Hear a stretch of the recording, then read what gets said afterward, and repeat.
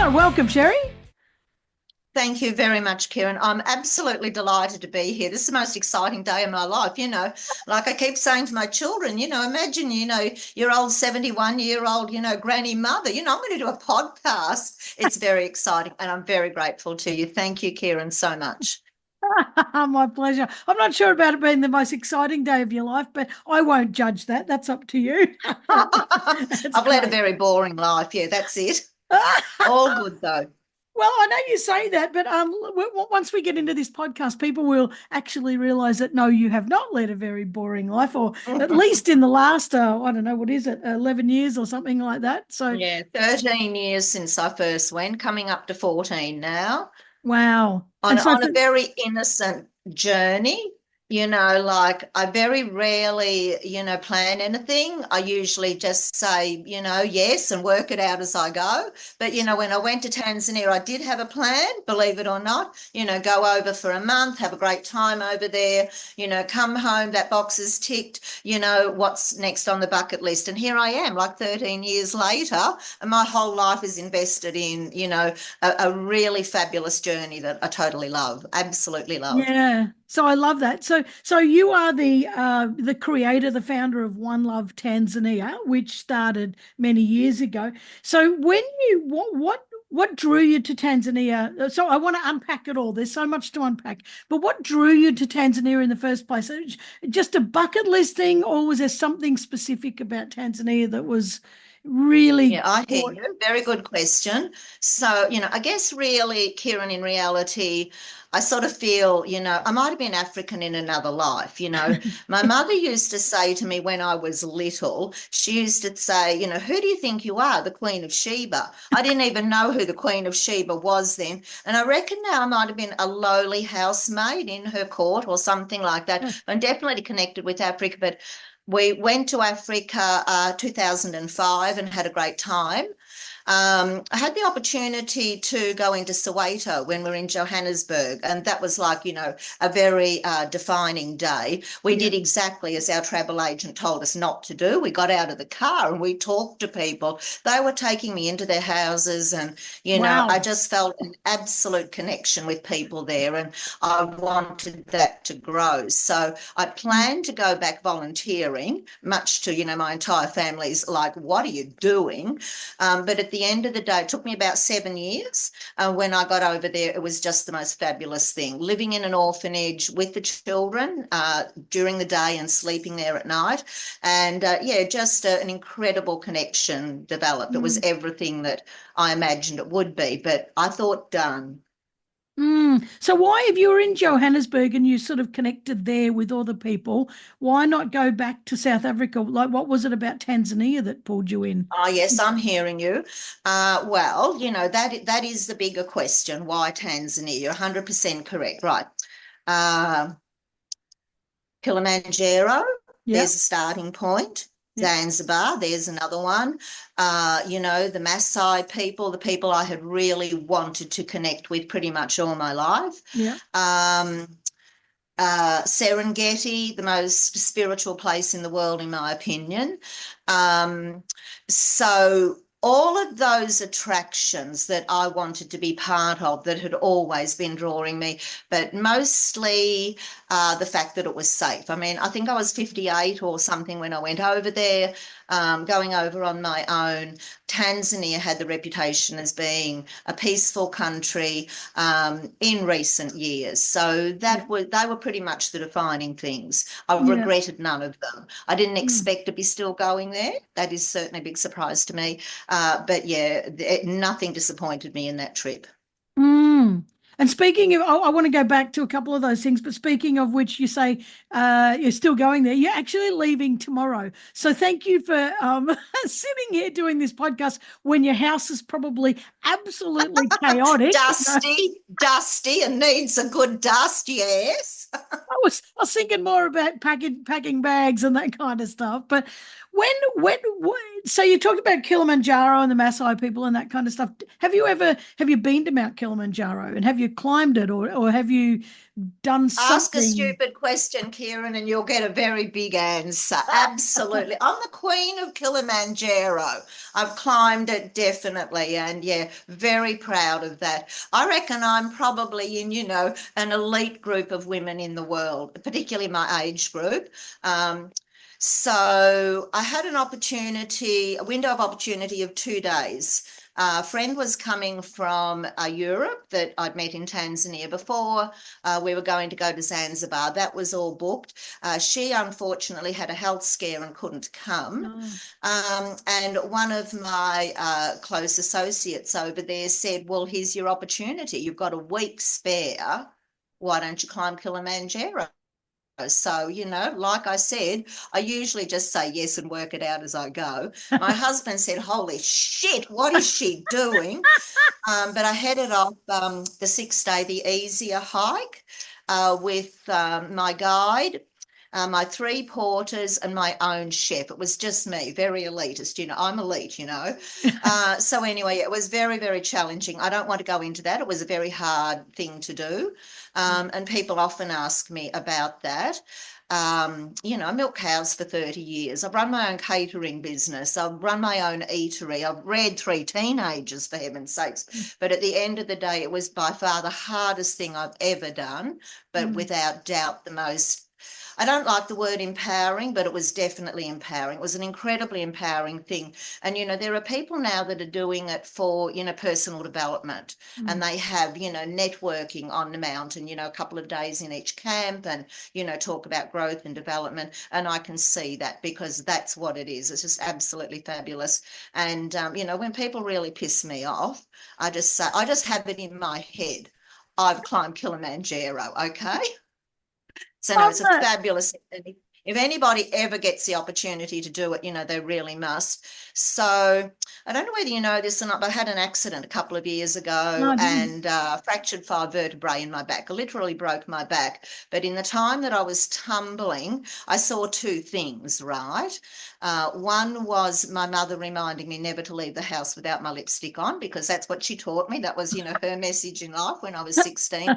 The other one was walking through the Alpine Desert on Kilimanjaro. That's what I saw clearly and vividly. But look, Kieran, I'll never, never be able to do that again. I can barely walk a kilometre now in reality. And, Mm, that just serves every day to give me strength and remind me that when you get an opportunity to do something, for God's sakes, just do it. I'm so grateful I did that time. mm, And it's made a huge difference to my life in terms of, inner strength and, feeling a sense of value about myself. It's mm, very, as a personal development tool, it's incredible, like mm. any of those things. Wow. So, yeah, you want Yeah. to go for a hike? Well, I've been thinking about that sort of stuff lately. I actually have. And, it's where should I do it? Yeah, I have a lot. And but anyway, thank you because how old were you when you did it? 58. No, it would have been in my 60s. It was on about my Wow. third visit over there. Wouldn't have been 61. But that's Wow. nothing. There are people in their 90s climb it because, Wow. it's just about pacing yourself. And Yeah. the guides, I'll never underestimate the value of, a good guide on a mountain or in an Yeah. instance like that. There were people, there were young athletic guys, being taken down off the mountain because they were rushing it, and the Yeah. blood can't Yeah. cope. No, but absolutely incredible experience. I'm going to write it up one day. I've never Yeah. written a story of climbing Kilimanjaro. There were so many funny things happened on that mountain. It's a fabulous experience. Yeah. Wow. Yeah. Do it. Well, I'm 61, so maybe that's what I should be Maybe doing. it's your year. Yeah, maybe Yes, I it love it. is. Maybe it is. Well, let's get off Count Mount Kilimanjaro for a minute and get back onto One Love Tanzania. When you like, why did you decide to set it up? Because you go over there and you're sleeping in the villages, and you're all part of it, but you could have just done that and just volunteered for that holiday and thought this is really nice, but you took it that step further and you created One Love Tanzania. Why did you decide to set it up, and how did you know what steps to take? Oh, yes, very, very good, Karen. That'll take me, a little bit of unraveling all of that. You know, Basically, I mean, it's obvious in a developing country, the education system is doing very, very little to prepare kids for the future. Yeah. It's doing very little in terms of personal development and growth. It does very little to make kids feel worthwhile. That was always obvious to me. So, one Love Tanzania has sort of developed in its later stages. The work now, that's just the name for the work, that Yeah. I'm doing really. So when Africa got a hold of me completely and my love for the kids there, when I volunteered, I was very fortunate to be placed in a family-owned orphanage Mm. where family perimeters were set. Kids were given good guidance. They were nutritioned as well as they could be, but education was a priority. So Mm. all of those kids were in a government school. So when I sort of decided, I wanted to do something, I guess, part of the situation over there is they're tribal people. Mm. So they work or they do things in the past. They Mm. only stick on the given track. They never step off the path. And the Maasai walk in the steps of the past. There's no Mm. doubt about that. So encouraging them to do something new and perhaps a little bit bold is not easy for them to accept. But Yeah. I think with the host mother at the orphanage, when I decided it would be good to try and enroll some kids into a non-government school, a Mm. school that had smaller class sizes. The teachers pretty much knew all the kids in the classroom name. All subjects were taught in English. Um, and a few other things that, to me were important. Better education, connection with the kids. They learn Mm. skill-based things. Yeah. So the host mother and I at the orphanage, we fought for 5 months about doing that. It was going to cost me about 2,000 Australian dollars to have one child in a non-government school for a year, getting all of those perks. But she could see that money could be spread all over the orphanage, that how much good it would do at the actual orphanage. I mean, she had Mm. 35 kids to look after. Um, so, yeah, uh, I think, you might know my daughter. She's pretty famous, but my daughter said to me, look, she's underestimated the enemy, Mum. You're going to win this. Just keep on it. But anyway, eventually I did win. And she agreed to enroll two children into a non-government school. Yeah. Um, that was pretty, what's the word that I want to use there? Yeah, it made huge changes to the atmosphere at the orphanage. These two kids were coming home from school. They were happy. They were enjoying school. This Yeah. had never been seen before. And this sort of rubbed off on all of the other kids at the orphanage, their peers. They were helping their siblings. Um, and in a fair, no, I don't mean to say that. Um, Eventually the host mother could see that this was a fabulous path to go down, Mm. and she's been so grateful to me. If I could say there was one significant thing that I've done in Tanzania that has brought monumental change, it's that every child now from that orphanage that starts school, and a lot of new ones have come over the years, they go to a non-government school. To Mm. me, that's absolutely paramount. Those kids are getting brilliant educations. We've got a lot of sponsors from around the world. Um, so I've been sponsoring those two children for 11 years now. They're in their advanced secondary. Mm. I've got several other children that, I'm invested in. Um, but over this period of time, I can see that sponsoring kids is good and helping one child is fabulous, but it's just a small drop in the ocean. I'm Mm. more now getting involved in working with teachers. There are an incredible amount of volunteer teachers in the country. Yeah. They're young, they're well educated, they're enthusiastic, they're highly motivated. Um, they want to connect with the kids, but the government will not give them employment. So they Yeah. volunteer their time in schools Yeah. to get experience. I've now got 3 volunteer teachers, local volunteer teachers that I pay. Um, they definitely deserve to be rewarded. And through that payment, I work with a number of NGOs over there, and those uh, volunteer teachers are contracted to the NGOs through my payment, and in return, they come into the NGOs and they, tutor and mentor children in there. So it's sort of a Yeah. two-way thing. But Yeah. clearly, having the opportunity to work with teachers more, uh, give them some greater experience in hands-on skills in the classroom, and working with them and developing them, that's going to have a much greater effect than just educating 1 or 2 children. So, Mm. there's a lot of things that have been happening over this period of time. It's amazing. And yes, I do know your daughter Ash very well. And she's very famous. And I can imagine her saying that. I can imagine her saying that. When you're talking about working with NGOs, like, how do you go about it? Because how do you, what's the word, demonstrate credibility, or how do you convince them, that, hey, I've got Yes, I'm something to hearing you. offer, that without them Mm. dismissing you? Oh, yes. Look, I hear you. I don't want to be an NGO myself. I don't want to get, too like tied up and political. There's an Mm, incredible amount of, regulations and registrations for NGOs. That's not something I want to do. I want to be a little bit more freelance. mm, That's important to me. So that's why I work with a number of NGOs. Um, Look, Kieran, I think it's really important to understand, this journey that I've been on. There have been so many things that have happened over this time completely out of my control. mm. I'm not driving this journey. I'm just going along for the ride, and I'm totally loving it. It's the most, Yeah. like I said, I've done some pretty interesting things in my life, but this is like the most amazing journey I've ever been on. There are so many fabulous rewards, so much incredible involvement.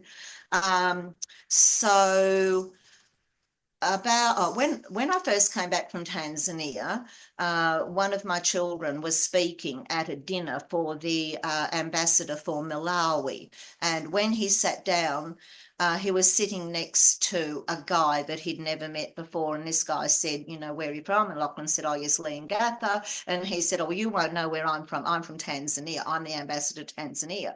I mean, for that to happen at that point Yep. was absolutely amazing. Yeah. I've done a lot of work with the Tanzanian ambassador, and he, in fact, invited me to Adelaide to an event a few years later, and that was wonderful. But there I met like my absolute idol, somebody I had been watching and following her work on social media for years. And she came in and she sat next to me. I mean, how do these things happen? Yeah. So she's the director, Kerry Ann Frost, of an Australian-based NGO team, Vista. So I Yeah. met her, and I agreed with her to go over with her the next year. She just openly invited me, and that's where that whole connection grew from. That Mm. very, amazing and unusual, um, an incidental meeting. So now I'm not necessarily a part of Team Vista. I pay 3 of their teachers. I sponsor one of their students, a very lovely young Muslim young man, coming from a very, very poor background. His dream is to become a doctor. He's Mm. extremely clever. Yeah. He is, like I said, Muslim, and that's been very challenging for him studying medicine as a Muslim. So yeah, that's my connection there. Through Team Vista, I've met several other NGOs, and I think the whole networking connection is fairly open with NGOs. Mm. Everyone's on the same page. I mean, Yeah. there's a few that aren't. Don't get Yeah. me wrong. There's some that I wouldn't have anything to do with, but yeah, generally everyone's on the same page and working in the same direction. In Tanzania, there are NGO networking events where Yeah. everyone gets together. So yeah, I've been to a few of those and met a few people, but yes, so it's not really a formal thing, but if anybody wanted an introduction to NGOs, I would certainly help that. Working with NGOs is a lovely place for me to meet people and be able to offer assistance of the Yeah. kind I like to offer. Yeah. I love the way you say in there it's just incidental, just happen to be. I'm a little bit more of a believer in the universe setting things up than that. I kind of think, I don't think it's coincidence. I think these people land in your lap at exactly the right reason. But At the you exact know, right time. I yeah, agree. It was an yeah, incidental meeting, but for all the right reasons. That's what I yeah, say. I'm not. This whole journey has not been by my design. So many things have happened that I'm like, wow, how, yeah, why? yeah. But I totally love it. Mm. So before you said you're not the driver, you're just on the journey. Is that what you meant by that? Is it because do you mean that you've got a vision and the universe is just driving it and you're just sort of Yep. trusting and going along with it? Because Yes. I feel like what would happen if I see you probably more as a driver than you see yourself because I think what would happen if you stepped out because if you just stopped driving the car, like is the car going to run off a cliff or are there Yeah, enough the people car's definitely going to run off a cliff, and that's certainly something that is pretty high on my agenda at the moment. How long I can sustain, yeah, my work. yeah, Physically, Tanzania is a little bit more challenging now for me because I'm a long distance runner, Kieran, and now, as I said, I can barely walk a kilometre. So, I have to be a little bit mindful of what I'm capable of. mm, The other aspect of that is, like fundraising. yeah, Since COVID, opportunities to raise money have become way more, challenging. yeah, I, uh, and I used to be able to make about $500 a week. Now I'm lucky if I make 100. I need $500 a week to sustain all of my projects. yeah, So sometimes I think, what am I going to do? How am I going to do this? And I've been working, on a lot of levels to do that. Backing out would be my worst dream. That's the last thing I want to do. So if I did, I would have to give up the sponsorship of my 7 or 8 children. mm, I'd have to give up the sponsorship of those teachers. Um, and then, yeah, that'd be very sad. So I don't want that to happen. But if I had to step back, I haven't got a succession plan.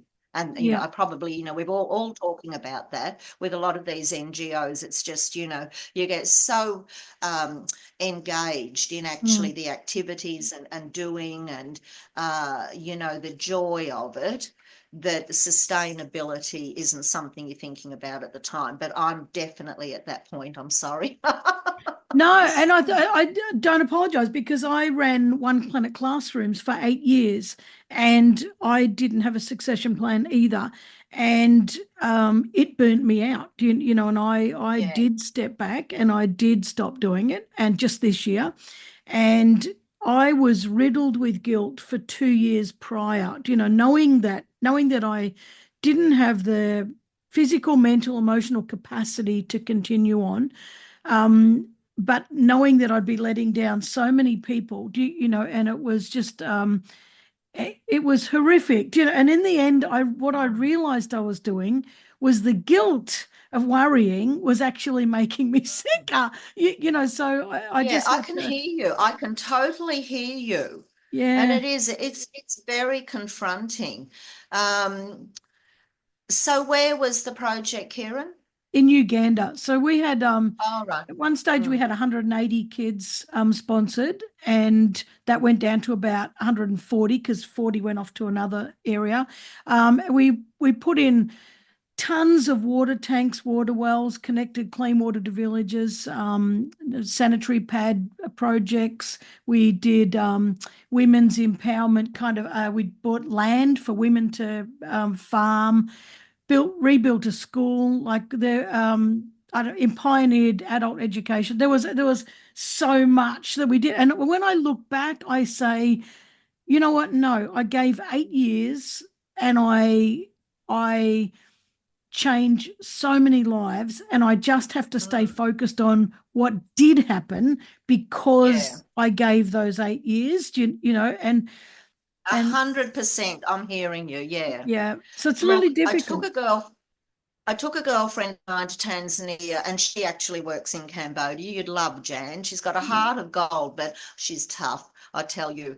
Um, and I took her to Tanzania with me for 6 weeks. It was the most amazing 6 weeks of my life. I haven't laughed as much in my entire life. Um, but she kept saying, why aren't you doing this? And why aren't you doing that? And you need to do this. You've got to focus on what you can do and do it well. And that's, very fulfilling yeah, to me. I think what I'm starting to see now, and, I've been involved in a lot of water projects and, with groups that have, sanitary pads and, mm, a lot of people working towards, child brides, yeah, stopping that and so on and so forth. And, I hear all of that, but it's becoming more and more evident to me that for me, I have to try and encourage people within my projects to think outside the square. To yeah, me now, it's becoming more about instead of me doing it for them, for them to do it for themselves. And I'll tell you a really great story. So, my oldest student that was the trailblazer of this, getting into yeah, non-government schools, he's now in his advanced secondary. So when he needed to go from primary to secondary, again, it was another 5-month argument with the host mother at the orphanage. She wanted them to go back into the government system. I'm saying, no, what's the point of investing all of that, 5 years and then mm, putting them back in a government school? yeah, It's about, growth and development and hope and opportunity for the future. Again, eventually I said to her, look, I've got 3 kids that are doing all right for themselves. I'd like to think that you'd ask the children what they'd like to do because, they're going to do much better if they're doing what they want to do rather mm, than what we're forcing them to do. Anyway, they went into a government school. So now they've finished that government secondary boarding, which is almost unheard of for kids from an orphanage to be in a boarding yeah, secondary. That to me is a real development that, they too can do that. But then now they have to go back into the government system in mm, preparation to go to university. yeah, My oldest girl, she's in the top 1 percentile of her peers. She's incredibly intelligent. She was sent to a school that it's only just been constructed. It's got minimal staff. It's got absolutely no equipment, no resources, but more importantly, it's got no academic record. And this girl's a wow, genius. So instead of wow, actually helping her, they're yeah, sort of restraining her, and this is what goes on. My boy Herman, he wants to get into economics. He's got a pretty good head for thing. And he was to a rural school right out on the Kenyan border, the other side of Kilimanjaro. When he got there, they discovered that that they couldn't run the course he was going to get into because the teachers had left. But mm, significantly, about 2 weeks in, he did commit a small misdemeanor, probably deliberately, if I know him, and they threatened to cane him. And do you oh, know, he wow, refused to lay down to be caned. See, to me, that is like, that's incredible. That's worth more than any yeah, money I could invest in the country yeah, because he knows his rights and mm, he's learning to stand up for himself. And I'm mm, so proud. We've been able to get him into another school, but I did have to pay a few small bribes to do that. But I mean, that to me is what it's about, encouraging them to do things and mm, understanding their rights. And, that's what we're seeing sort of a whole new wave with NGOs over there. So, sort of working on that in the hope that they can look after themselves if I, drop off the yeah, whatever, drop yeah, off the radar. So yeah, yeah, I'm thinking that's where I'm sort of headed at the moment, thinking a lot about them mm. working for themselves more. Which is fantastic, and I did try to do that, but I was too, Mm, lesson learned. I was too lenient, and I was too much wanting to help, and every time they put their hand out, mm. I'd fill it and that kind of stuff. And Oh, me too. Don't worry. yeah, Yeah. that doesn't empower them. And I've got a friend who runs a charity in Cambodia, who we do work with and who we're going to spend Yes. time with in November. Mm-hmm. And she's got a real great philosophy that is, I'll give you a hand up, but I won't give you a hand out. And they have to be involved in everything, and it's, Mm. I really wished I had been stronger, at the start, and said, I just will not help unless you help yourself, which is, I kept saying it, but I wasn't strong enough to really enforce it. But I wish I did. But what you're talking about, empowering people to do it themselves, and right now you're supporting, I think you call them the mummers anyway, at the Tumaini for For Africa Africa, Children's yep. Centre. Yeah. And is it what I said? Is that, yeah? And Yeah, and Tumaini for Africa. Tumaini is the Swahili word for hope, hope for Africa. Oh, How good's fantastic. that? I love Oh, I love that. it. Mm. Yeah. And so they're making jewelry and handcrafted items and all Yep. that kind of stuff. And so, Mm. and you say that it's guided by the mummers, so is that is that where we're at with the empowerment? Like the mothers decide what needs to be done, and they're teaching the kids to make it, and they're selling the goods and making money for themselves and starting to like build a future out of their own Yeah, I design. guess it is. I Yeah. guess it is. You know, there's still the thing there are so many women over there that have got incredible skills. Mm. They know how to do, but they're never given the skill on what to do with it, Yep. that, Yep. yeah, so that a few volunteers come to the orphanage and they buy pieces of jewelry, but they haven't got an outlet for it. Yep. I go and I get them to make for me, and we'll be working on some designs. But most of the women that I work with are very cottage industry over there. Um, there are, of course, some incredible businesses in Tanzania that make beautiful jewelry, very high end, and I often Mm. visit those. But to be working with these women that have got no other way, and so on my website, I've set up 6 core areas of donating to One Love Tanzania, and one of them operates like Kiva, or those Yep. microfinance organizations that Yep. you can help somebody. Um, and I've already got a number of entrepreneurs. If I could get some donations through that, I know that I can help people set up in business. I don't think the mamas at the orphanage ever will. I mean, Mm. their priority or their first goal is to look after the kids. Yep. If they can make some additional money with this jewelry project, I think that's fabulous. And the kids get to eat meat more often and fruit more regularly, certainly not able to be covered in the regular orphanage budget. But I don't think it's a priority. I don't think it's going to grow from any more from that. I mean, it Mm. might, but I don't think so. Yeah, yeah. So you were selling, all your wares at our Girls with Hammers conference, Mm. and you go to markets and that kind of stuff and sell that. So is that money just, well, not just, it's not a just in this, but does that money pay for the kids that you were talking about before? Making sure they stay in school and all that kind of stuff. Absolutely. Yes. Yeah, So all of the work that I do, I've got an eBay shop. I do occasional, guest speaking opportunities. Um, I go to markets. I've got a few other, ways that I make money. I used to have a not-for-profit recycle shop. yeah, And that was absolutely fabulous because people would be donating all the time. And I think, recycling and keeping stuff out of landfill, that's always been important to me. And that's a very big part of my fundraising as well. mm, But I wasn't able to continue with that. So now I'm sort of confronted. I wouldn't have gone to markets regularly, but yeah, I do. I have to now because, that's my only source. But I think, yeah, my budget, like I said, my budget is about $500 a week. mm, So I'm falling a bit behind at the minute in terms of yeah, making money. That's why I'm setting up these vouchers on my website as a whole yeah, new way of, getting more corporate sponsorship.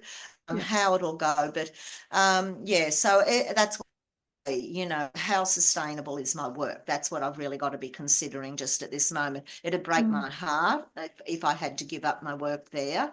But in reality, I have to be realistic as well. How mm, long can I do it? How long can I do it at mm, this level? So, we might have to work out a bit of a succession plan. But yeah, all the money so I buy from makers in the country, textiles, small homewares, beautiful jewelry. A lot of it I commission the making of, and bring it back here and sell. mm. Um, and that nets a lot of money. Just excuse me, Kieran. Yeah. Yeah. Yeah. So yeah, that's how I fund all of my work up there. Mm.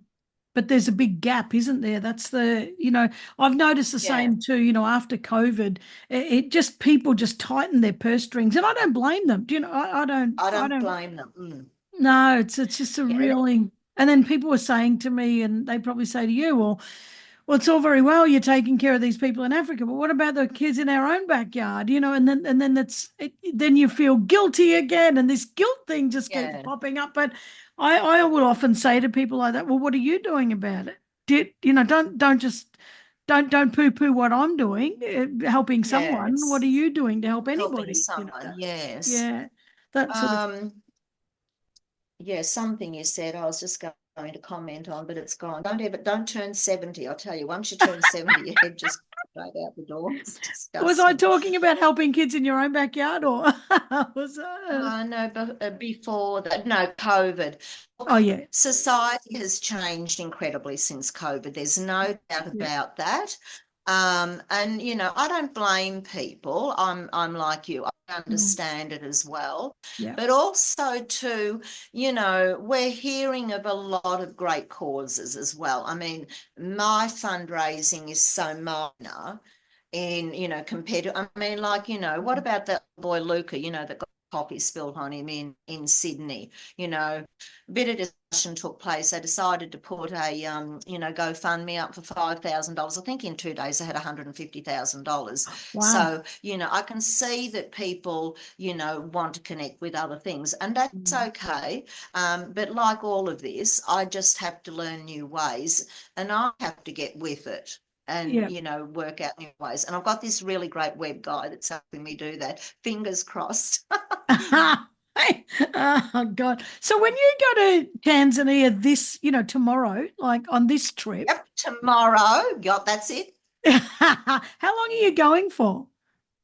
I'm going for 5 weeks. Yeah. I have to be back by the 16th of November because my oldest son turns 50. How rude.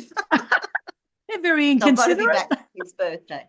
Mm. Yeah. So what will you do? Like what is it what how often do you go, and what is an average, so how often do you Right. go? That's the first question.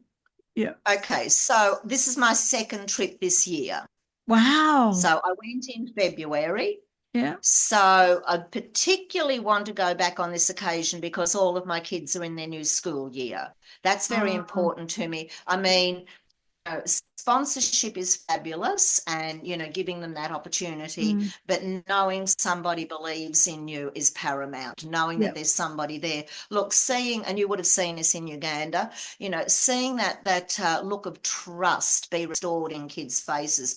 Yeah. My boy Herman, this oldest boy, um, he was in a very remote village as an infant. Mother and father were very poor.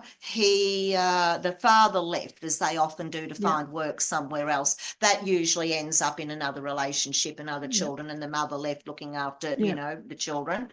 Uh, she couldn't manage. He came home from school one day and found his mother had hung herself. He would have been 6 then, and his brother 4. So, you Wow. know, to be able to give him, a chance in Mm, life after seeing that, and to see that trust grow in his eyes is so enjoyable and so rewarding. mm. Um, so yeah, I'm just going to now struggle to what question did you ask me when I No, decided that's to all right. tell the How often do story you about go? him.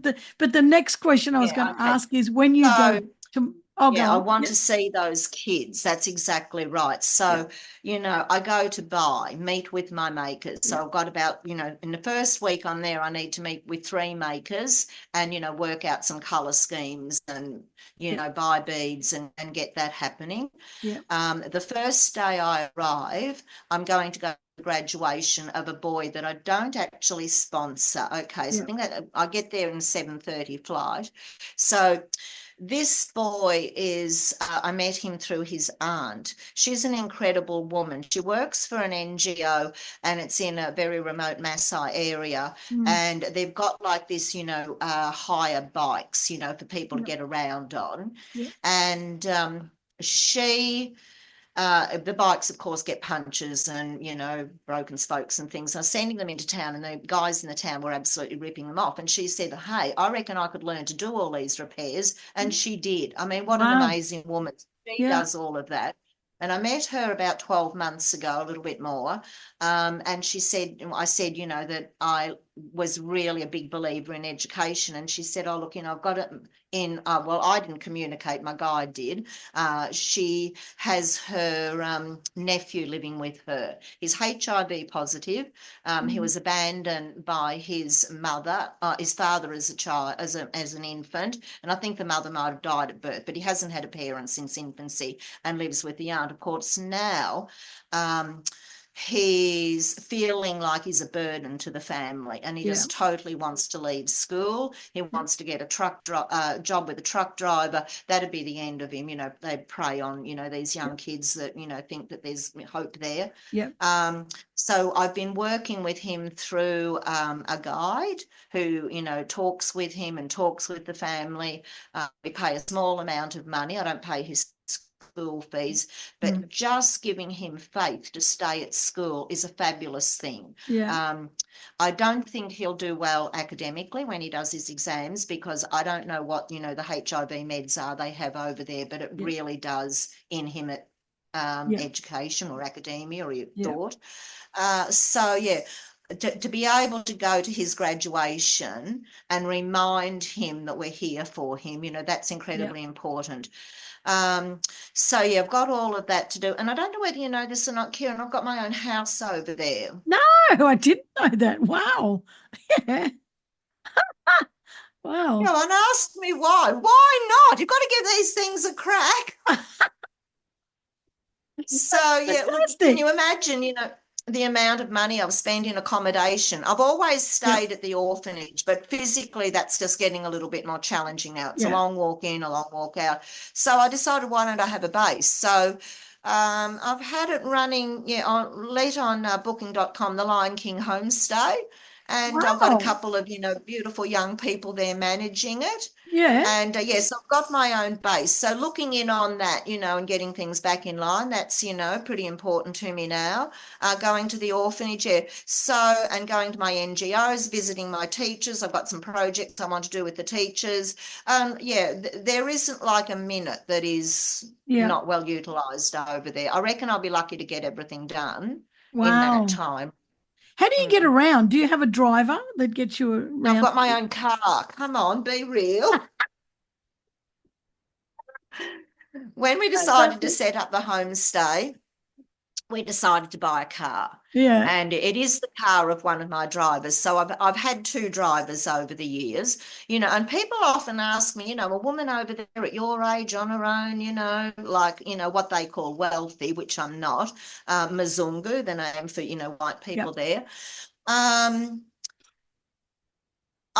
do I feel frightened? Have I ever been frightened over there? Look, once I did feel a little bit, but I've always been very careful. I mean, it's like no other. I would be more frightened in the back streets of Melbourne, to be honest, yeah, than I am in Tanzania. It's yeah. not an environment that I feel, unsettled or alienated in. But I have had two drivers, and I've paid them well to take me places that I've wanted to go. Mm. So this car is actually the car of one of my drivers. So um, I do drive myself a lot over there, and it's pretty scary. I don't mind telling you, because there are absolutely no rules. No. It's like Cambodia. You just drive on Mm. the road where you Yeah, yeah, think you should be. But yeah, so that's been a big help to me. But yeah, not buses. I've had some incredible bus experiences.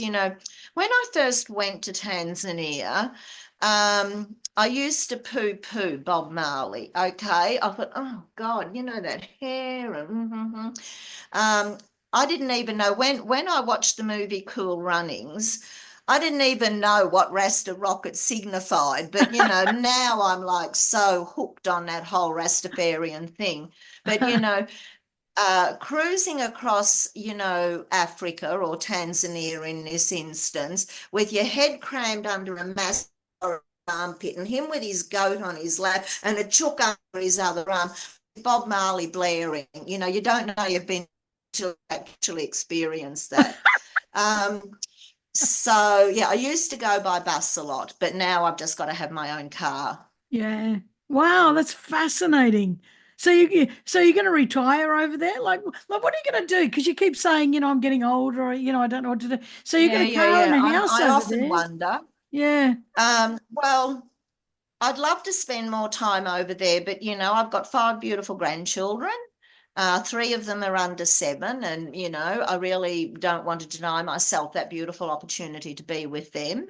Yeah. I've got a fabulous life here as well. It's about getting that balance. But I Mm. have told my kids if anything goes wrong and I get killed in Tanzania, leave me there. That's where it's meant to be. Yeah. So Yeah. I hope that doesn't happen. Yeah. But at the end of the day, yes, I'm very invested in the country, and I've had about 15,000 messages over this past 24 hours, welcome home already, and I'm not even there, but I do feel very at home there. Yeah, Oh, so is I that? don't know what the future holds completely, but I'm going to have to work it out soon. Yeah. Yeah, but I love your faith in the universe too, because, I think that's a really important thing. Really Oh, important. absolutely, it is, Yeah. Karen. If the universe opens up and, makes it happen, you've Mm. just got to go with it. Yeah. I would never have been like that before this journey. I mean, pretty much over the time, um, pretty much every value I grew up with has been challenged since I've been in Tanzania. Mm. I would never have had faith in religion. And I can see how, with those people in Tanzania, because of their tribal background, having faith and having belief and having hope Yeah. is incredibly important. And that's what I would say most of my work is about, Mm. instilling that and encouraging that and, believing in themselves more. Yeah. There's nothing that the Tanzanian government does Yeah. that instills that sort of thing. And that's Yeah. that's my biggest bandwagon. Yeah, and I agree with you. It's the same in Uganda. The government doesn't give a toss, and just No, it's just so they actually even actively work to maintain poverty. And they do. They do. Well, look at my yeah, two students. yeah, Why would they have been put in those two schools? Well, the girl that's in the top 1 percentile of her peers, we refused to let her go to the school. We took her out. I'm paying a lot of money to have her. She was accepted. We applied to several private schools in Moshi, and she was accepted into one of the best, mm, expensive, but one of the best private schools in Moshi. So, that I would say that there is absolutely nothing I see about the Tanzanian government's education policy that is productive. In fact, I think it's counterproductive. That's yeah, what I would say. But I yeah, shouldn't say things about the Tanzanian government because I'm a guest in their country. And I wouldn't like to be in their shoes. yeah. Tell me, would you like to be, the Ugandan government? No. No. So, we can't be critical. Just do what we can. Yeah, no, no, and that's the whole point, isn't it? Where we can criticize a lot of things, but we're not in their Mm, shoes. And mm, I think there's no easy fix for anything in the world. It says there's mm. black and white of everything. There's good and bad in everything. There's and so much color and gray in between. And I don't think any of us have the answer. All I think is that we can show up every day and do our best with what we've got. And I just think that's the best we can do. It's but do our best. Absolutely, Yeah. absolutely. And if you're doing something good, I suppose I've got a few philosophies, no child asks to be born. No Yeah. child asks to be born in Africa. There's no doubt about that. And that is one of the things when people are critical to me, I say, well, did you choose where you were born? Those kids Yeah. didn't choose to be born there. Um, yeah, so no child, and every child deserves the right, to an Yeah. education. And I think, these are important philosophies. So, yeah, just working down that path. But, if everybody does one caring thing, I know that we can, make a difference. And I think we are turning the wheel. And I'll Yeah. say that about, just quickly on the One Voice conference. I've been to three now, and they've all been brilliant, but there was nothing moved me like this one. Yeah. I think there was a whole greater strength of, we've got to really get out there and, Yeah. bring change and Yeah. influence change. And that's the one thing I think, has come out of COVID, that we really need to be doing that so much more. Mm. It was very evident on the day. Yeah. Kudos to you and Nikki, I tell you, it was brilliant. Thank you so much. And the more, well, I just think we're the drivers of the bus. Everyone else is in the bus. They got in with us because they trusted us. But I think when you gather in numbers like that, and you've all got the same goal, you're all got your eye on kindness. You've all got your eye on strength. You've all got everyone in the bus is headed in the same direction. There's no one in that room who's putting the brakes on or trying to divert us. It's we're going there Mm. together, and we're all together, and we all care. And I think we underestimate the power of community in any aspect. We do underestimate that a lot. But well, Oh, I've you're 100% correct. well, I I love being right, but I have loved this conversation. I absolutely have loved it. Where can people find you? Because I want people to follow you and donate if they can possibly donate. And we understand that not everyone can, but even just sharing stuff on Facebook, or like any way you can help. So where can people find you? People can find me at One Love Tanzania. www.onelovetanzania.com is my website. Yeah, It's multi-layered. You'll laugh about this. My web guy is gay, and he's very multi-layered, and that reflects in my website. But there's a lot of incredible information there. All my artisans, all of my students' stories, places around, where I live and work in Tanzania. My home, the Lion King homestay. So yeah, www.onelovetanzania.com. Facebook is exactly the same name, One Love Tanzania. .com and Instagram as well. I try and, put some meaningful information out there. People get very excited when I'm going over yeah, because, the first thing people are going to see is my boy Stanislaus, that's his name, yeah, Stanislaus graduation. And so many people have been following that story. So, yeah, yes, contact me there. And the